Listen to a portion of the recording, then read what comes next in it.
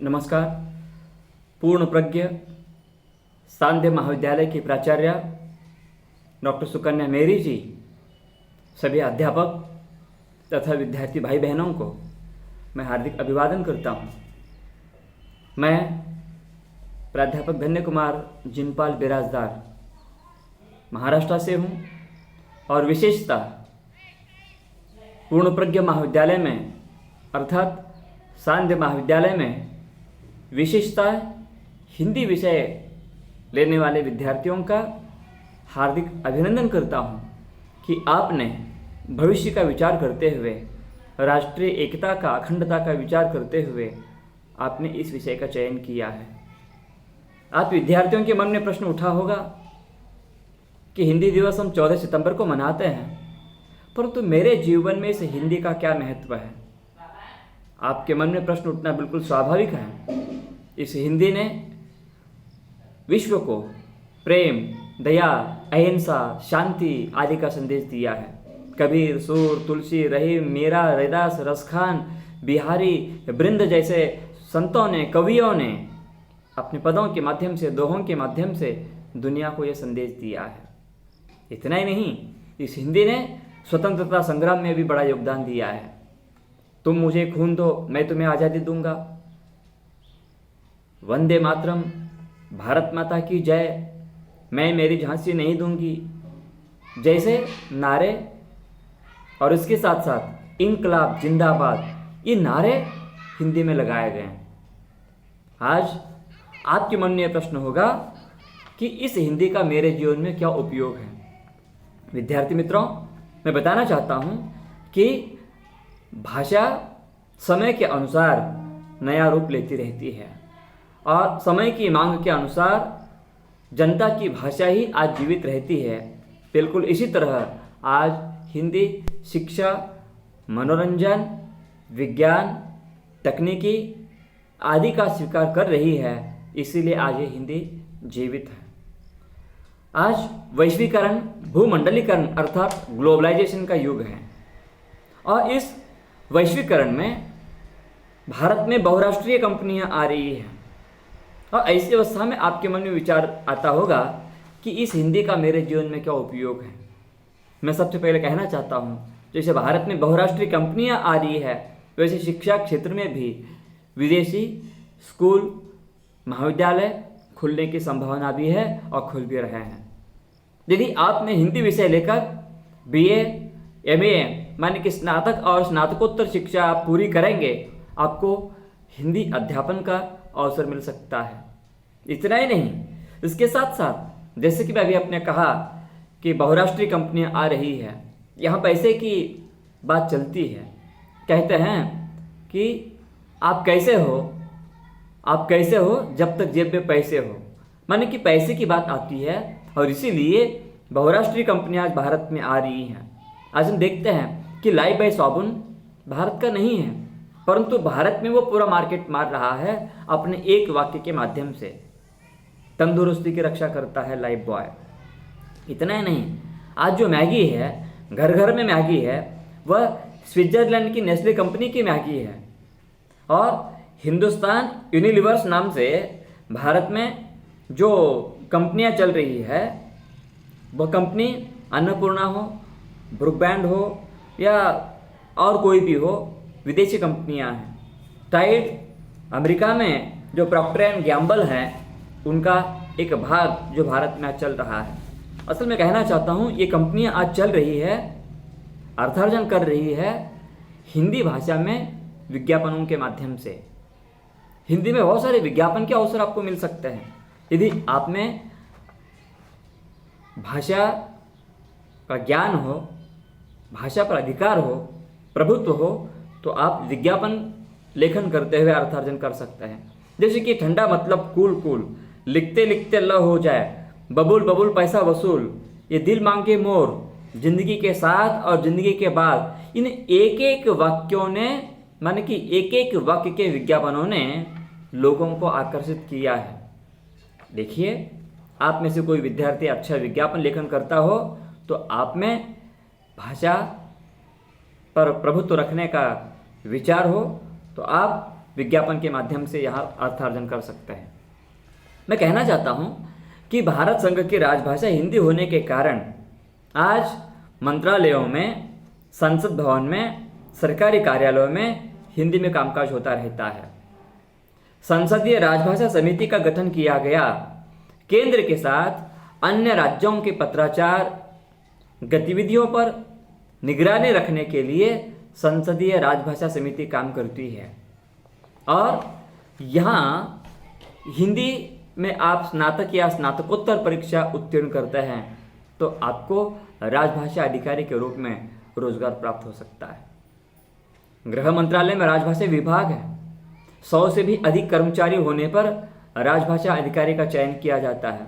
बीमा, bank, railway, केंद्र सरकार के कई कार्यालयों में आज राजभाषा अधिकारी के पद होते हैं जिसकी भर्ती होती रहती है। आपको वहाँ अवसर मिल सकता है। अनुवादक, लिपिक, अधिकारी, वरिष्ठ अधिकारी और ऐसे पदों में अच्छा अवसर प्राप्त करने की संभावना होती है। आजकल अनुवाद के डिप्लोमा कोर्सेज भी चल रहे हैं। आप में से कोई विद्यार्थी अनुवाद का डिप्लोमा कोर्स करते हैं तो आपको अनुवाद के क्षेत्र में भी अच्छा अवसर मिल सकता है।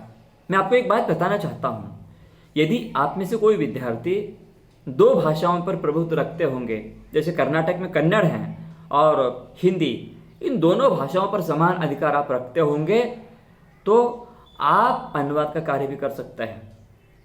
अनुवादित पुस्तकें माने कि अनुदित पुस्तकें आज पुरस्कार के लिए भेजी जाती है। कई अनुदित पुस्तकों को पुरस्कृत भी किया गया है।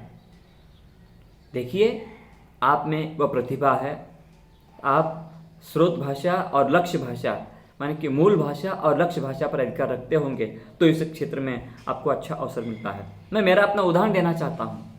भारत में कोरोना पर लिखा गया जो प्रथम कथा संग्रह है लॉकडाउन नाम से, जिसका लेखक मैं हूँ, माने कि मैंने लॉकडाउन कथा संग्रह लिखा, आज उसका मराठी, कन्नड़ और तमिल भाषा में अनुवाद चल रहा है और आगे चलकर अनुदित पुस्तकों को पुरस्कृत भी किया जा सकता है। तो मैं कहना चाहता हूँ, इनके साथ साथ प्रकाशन क्षेत्र में भी रोजगार के अवसर है। संपादक, पत्रकार, निवेदक, स्तंभ लेखक, मुद्रण शोधन माने कि प्रूफ रीडिंग बोलते हैं, इनमें रोजगार के अच्छे अवसर हो सकते हैं। इतना ही नहीं, मैं कहना चाहता हूँ कि आज हिंदी भाषा ने हर क्षेत्र को स्पर्श किया है। तो शिक्षा हो, साहित्य हो, कला हो, क्रीड़ा हो, मनोरंजन हो, हर क्षेत्र में इसने अपना योगदान दिया है। आज कमेंट्री की बात जब आ जाती है तो बड़े बड़े समालोचक, रवि शास्त्री पहले खिलाड़ी थे, कपिल देव खिलाड़ी थे, आज वे अच्छी कमेंट्री कर रहे हैं, समालोचन कर रहे हैं। और आप भी इस प्रकार हिंदी भाषा पर प्रभुत्व रखते होंगे, खेल के बारे में जानकारी रखते होंगे, इस क्षेत्र में आपको अच्छा रोजगार मिल सकता है। पटकथा लेखक, हिंदी पटकथा लेखकों की आवश्यकता है। अनुराग कश्यप, अलंकृता श्रीवास्तव, इंदर राज आनंद, कमलेश पांडे, जावेद अख्तर, पुनीत मल्होत्रा, प्रकाश झा, रामानंद सागर, रीमा राकेश नाथ, लव रंजन, सलीम जावेद, ये ऐसे कई नाम हैं जिन्होंने पटकथा लेखन करते हुए अर्थार्जन किया है। मैं एक छोटा उदाहरण आपको देना चाहता हूँ। पंडित मुखराज शर्मा जो मेरठ के पूटी गांव से थे, एक हिंदी अध्यापक थे, परंतु पूर्णकालीन नौकरी के अभाव में उन्होंने विचार किया कि मैं अलग क्षेत्र में अपना योगदान दूं। वे मेरठ से मुंबई आ गए, परंतु उन दिनों पूना में जो है फिल्में बनती थी, वे पूना की जो प्रभात फिल्म कंपनी है वहाँ आ गए और उन्होंने रोजगार का विचार किया, परंतु भाषा पर, हिंदी भाषा पर विशेषता प्रभुत्व होने के कारण उन्होंने वहाँ पर उच्चारण सुधारण करने का अवसर पाया, माने कि वो रोजगार उन्हें मिला। उच्चारण में शुद्धता कैसी होनी चाहिए, कहना है कि कहना है, रहना है कि रहना है, ये जो है उच्चारण बहुत ही महत्वपूर्ण है और उस क्षेत्र में उन्हें रोजगार मिलता रहा। आगे चलकर उन्होंने फिल्म भी लिखी, फिल्मों की पटकथाएं भी लिखना शुरू किया और फिल्म निर्माता देखते देखते रोज उनके घर के चक्कर लगाते रहे। देखिए, एक हिंदी अध्यापक पंडित मुखराम शर्मा किस प्रकार उन्होंने फिल्म क्षेत्र में अपना नाम कमाया। आज मैं आपको कई नाम बताऊंगा। फणीश्वरनाथ रेणु, जिनका उपन्यास मारे गए गुलफाम, उसकी फिल्म बनी तीसरी कसम नाम से।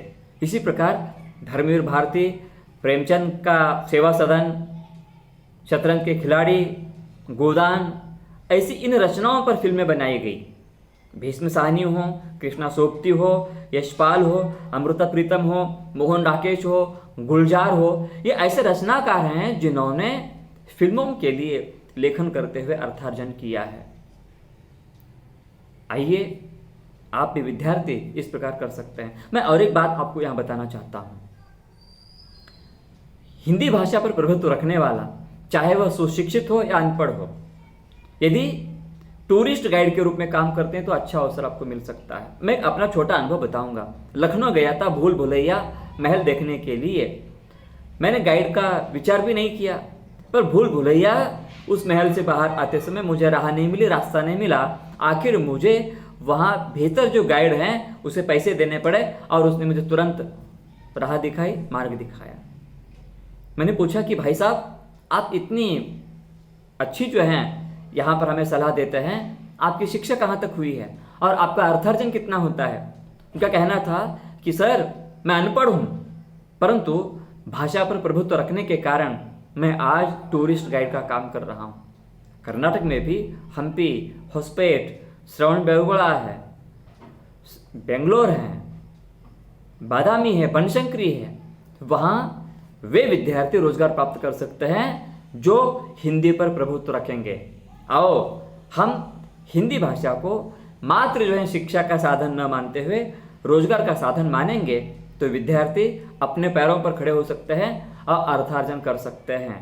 मुझे लगता है हिंदी रोजगार का साधन किस प्रकार बन सकती है, इन विचारों से आप अवगत हो गए होंगे।